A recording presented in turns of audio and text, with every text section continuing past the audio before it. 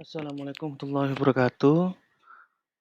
Selamat pagi untuk adik-adik semuanya ya, pada sesi hari ini ya, untuk pertemuan kedua kita akan membahas ya, untuk praktek ada 2 file yang saya berikan yaitu Python IDE ya, installation sama, Python basic-nya ya. Untuk yang Python IDE installation ya, adik-adik nanti akan mempersiapkan, eee ada 2 pilihan software ya, ada Anaconda menggunakan Anaconda, yang satunya menggunakan Python idle ya, untuk versi yang, Python shell-nya. Jadi nanti ada 2 eee, software ya. Terserah nanti adik-adik mau menggunakan yang mana. Cuman untuk saran saya lebih baik menggunakan yang, Anaconda ya, yang Anaconda. Oke, outline untuk, yang Python IDE installation ini kita akan membahas ya, Anaconda Code Editor ya, Anaconda Environments, NumPy, apa itu NumPy ya, library-library dari Python, ada SciPy, ada Matplotlib, ada Pandas, ada scikit-learn ya, lalu di fiturnya Anaconda juga ada Anaconda Learning, ada Anaconda Community ya. Lalu bagaimana nanti adik-adik bisa mempraktekkan menggunakan, Jupyter Lab yang ada dalam Anaconda salah satu fiturnya untuk mengimplementasikan Python ya. Lalu, pilihan yang terakhir tadi yang saya, ceritakan opsi selain Anaconda itu ada idle ya, Python idle installation. Nah, ini nanti, versi shell, tetapi shell ini sebenarnya di dalam Anaconda sudah difasilitasi ya.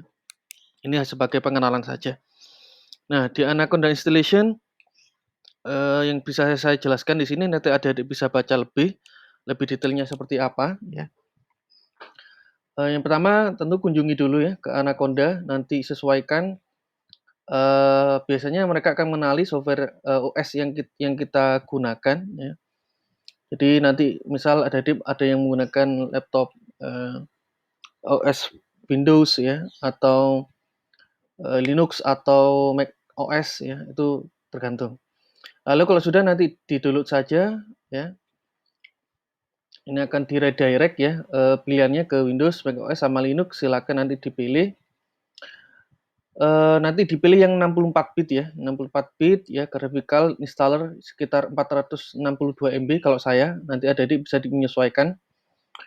Lalu, ketika sudah ter-download ya, silakan di-install aja. Ini kebetulan saya dokumentasikan menggunakan yang, versi Windows ya. Saya kebetulan ada 2 laptop, jadi saya coba biar adik-adik sama, karena kebanyakan banyak yang menggunakan Windows, di sini saya demokan yang Windows ya. Jadi ketika di double klik ya, nanti, akan muncul, pop up, silakan di next saja, lalu di agree ya, apa namanya, dibaca license-nya dulu, baru ditekan tombol, I agree. Lalu, pilih saja untuk installation type-nya itu Jasmine ya, next ya, pilih tombol next. Lalu, tentukan destination folder-nya, tergantung adik-adik nanti mau diletakkan di mana. Dia meminta sekitar 2,7 giga ya, besaran file installernya. Lalu, di next saja, langsung lanjut ke dalam, advanced installation option-nya dipilih yang register Anaconda 3 ya, as my default Python 3.8. Sekedar informasi untuk Python yang sekarang ya, yang paling update adalah versi 3.8 ya adik-adik ya. Jadi kalau dulu ada yang masih Python 2, titik sekian, nah ini sudah di 3.8 ya. Lalu klik tombol install ya, lalu, kita tunggu saja sampai, progresnya selesai ya. Kalau nanti selesai komplit ya, tombol next saja dan, lanjut ya, tekan tombol next dan finish ya. Ketika finish ya, adik-adik nanti bisa melihat, di menu ya, di menu Windows-nya adik-adik sendiri ya, ketika di menu itu ada tulisnya Anaconda Min Navigator, silakan diklik, double klik ya. Nanti, akan muncul tombol pop up seperti ini ya. Ada pilihannya banyak, Jupyter Lab ya, Notebook, PyCharm ya, spider, dan sebagainya. Dan juga ada beberapa fitur-fitur aplikasi yang ada di bawahnya. Nah, kita nanti yang pilih yang menggunakan Jupyter Lab ya. Karena kalau notebook ini versi yang lama ya, kebanyakan kita yang familiar itu menggunakan Jupyter Lab ya. Jadi di dalamnya nanti ada shell, ada tempat untuk kita mengeksekusi program, mengeksekusi kode ya, bagaimana nanti kita bisa men-load file kita itu ada dalam Jupyter Lab semua. Ya. Lanjut, ini bentuk dari Anaconda Navigatornya ya, menu-menunya tadi. Nanti kalau di-scroll di sini ada, nanti mungkin sama Pak Prisma dia akan dikenalkan dengan RStudio juga ya untuk statistika. Kalau Orange ini untuk data mining ya, penggalian data. Jadi ada beberapa fasilitas yang diberikan oleh Anaconda. Kita perkenalan dulu dengan Anaconda Environments-nya ya. Nah, di sini ketika ada di memilih menu environments ya, di dalamnya tersebut ya, di sini ada banyak library atau pustaka ya. Kalau di dunia IT atau di dunia coding untuk machine learning di situ ada pustaka. Ya. Nah, pustaka inilah yang akan membantu kita ya dalam mengimplementasikan baik itu machine learning, AI ya, atau mengelola data berekstensi CSV ya, atau untuk matematik dan lain sebagainya. Ini adalah tempat pustakanya, alat bantu kita yang bisa kita import nanti bisa kita pakai di dalam coding ya, gitu.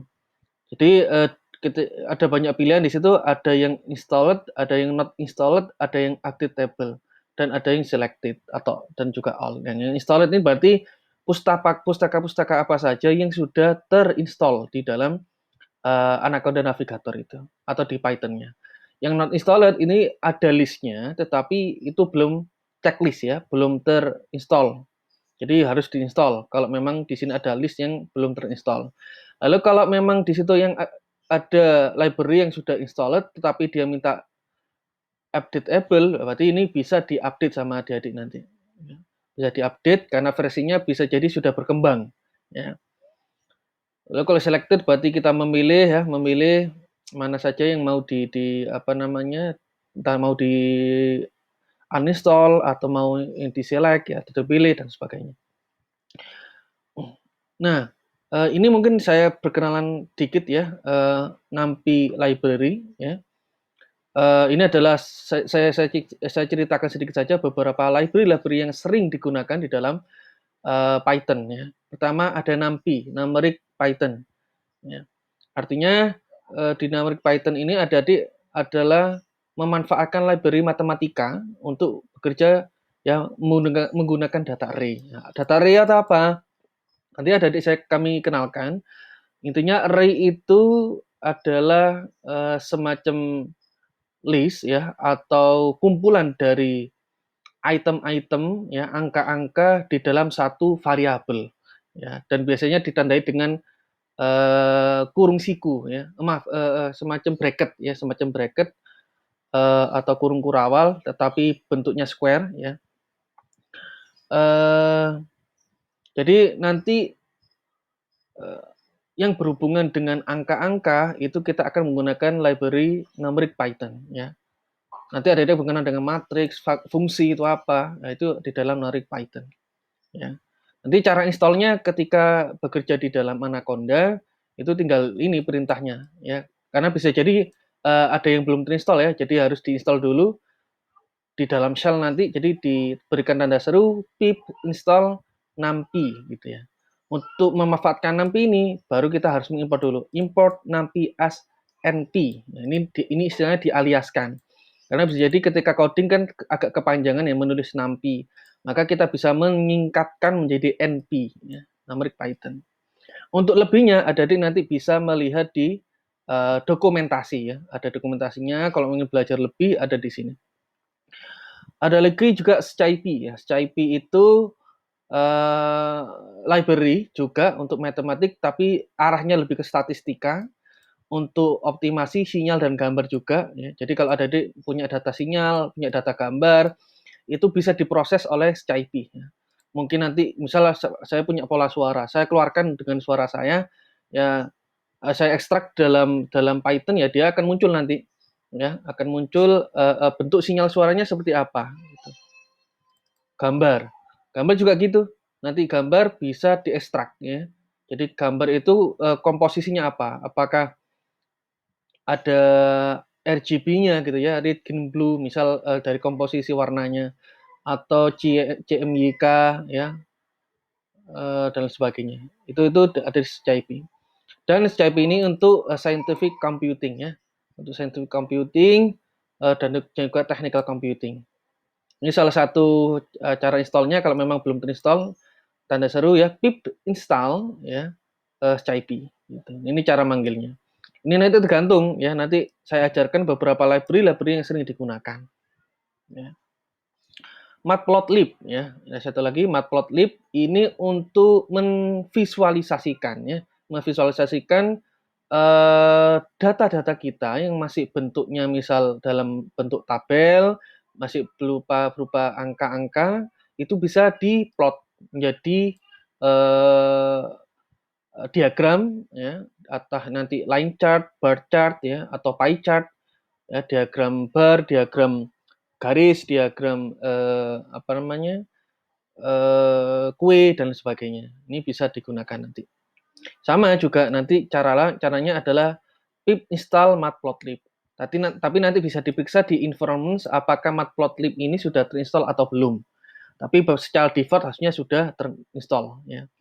Lalu untuk penyingkatnya biasanya matplotlib ini bisa disingkat jadi MPL, atau ketika ada satu function ya di dalam library itu yang spesifik, bisa kita singkat juga ya, matplotlib.pyplot misal sebagai PLT ya. Ini penyingkatnya. Ini terserah boleh dinamakan apa saja, tetapi secara arahan dari dokumentasi di matplotlib itu dialiaskan menjadi PLT ya. Lalu ada juga Pandas ya. Ini Pandas juga sebuah library untuk, nah ini yang berhubungan biasanya dengan kita melakukan semacam query ya, atau pengambilan kolom atau row ya, atau baris dari data. Misal saya mengambil data baris kedua, baris ketiga, atau kolom kedua, kolom ketiga, itu menggunakan Pandas ya. Jadi untuk mengelola data terstruktur ya, terstruktur. Mengimport, memanipulasi, menganalisis data, dan lain sebagainya. Oke. Ini biasanya dialiaskan ya menjadi PD ya, import pandas as PD. Ini singkatnya seperti itu. Ada juga library scikit-learn ya. Nah, ini lebih menarik, tapi ini sepertinya untuk adik-adik masih belum karena ini hubungannya dengan machine learning ya, machine learning. Jadi untuk machine learning kemungkinan masih belum saya berikan dulu, tetapi mungkin di pengantar sains data ya. Kalau di Python Basic itu hubungannya bukan tentang ini ya, bukan tentang machine learning, tapi terkait dengan basic pemrograman di dalam Python. Tapi secara umum untuk scikit-learning untuk machine learning ya, untuk model-model yang bisa kita pakai nanti. Misal menggunakan model klasifikasi, model regresi ya. Kemarin saya ceritakan itu ya untuk estimasikan jumlah COVID misal, kemarin saya jelaskan sedikit, lalu clustering. Ya.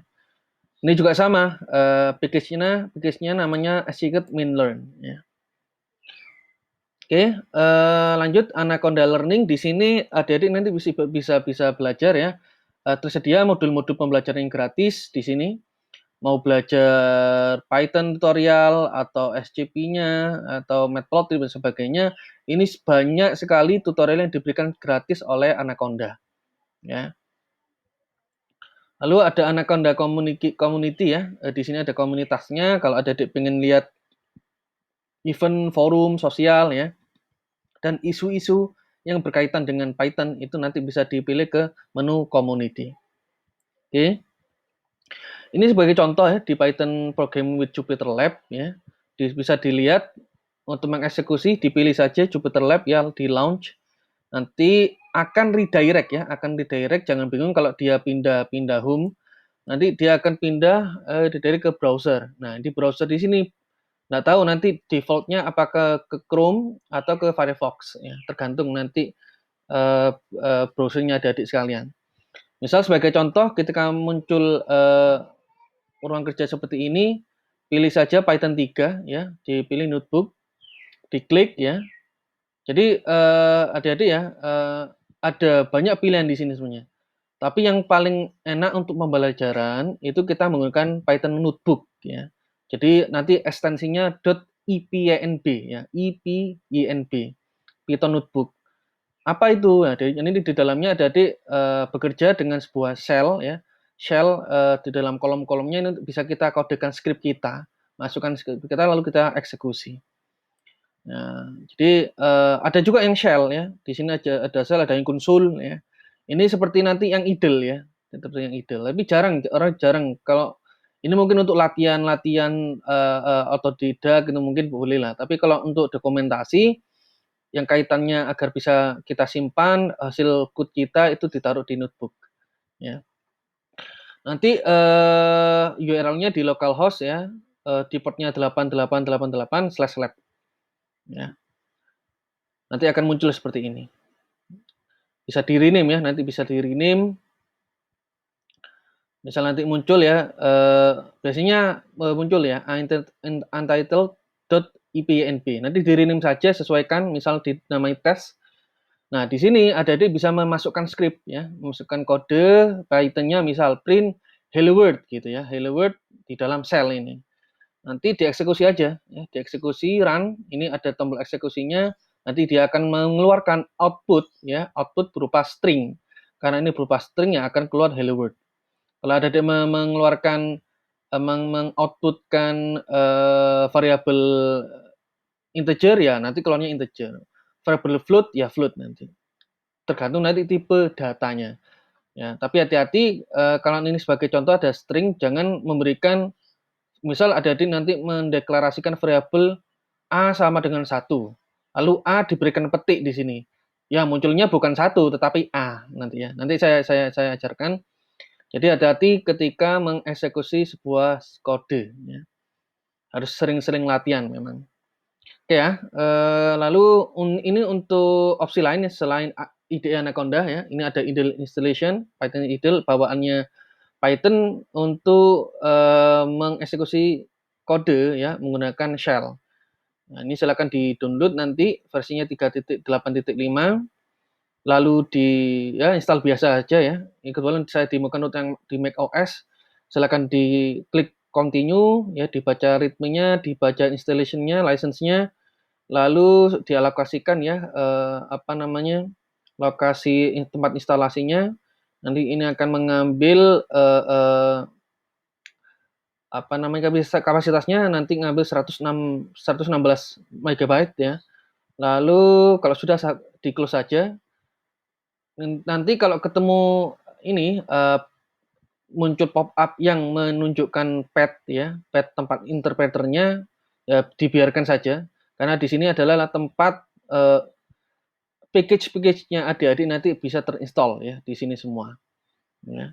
Lalu di menu klik aja, ya, idle, nanti akan muncul Python shell seperti ini, ya. Misal kayak seperti tadi, ya, diketik print hello world, ya, nanti muncul hello world, ya.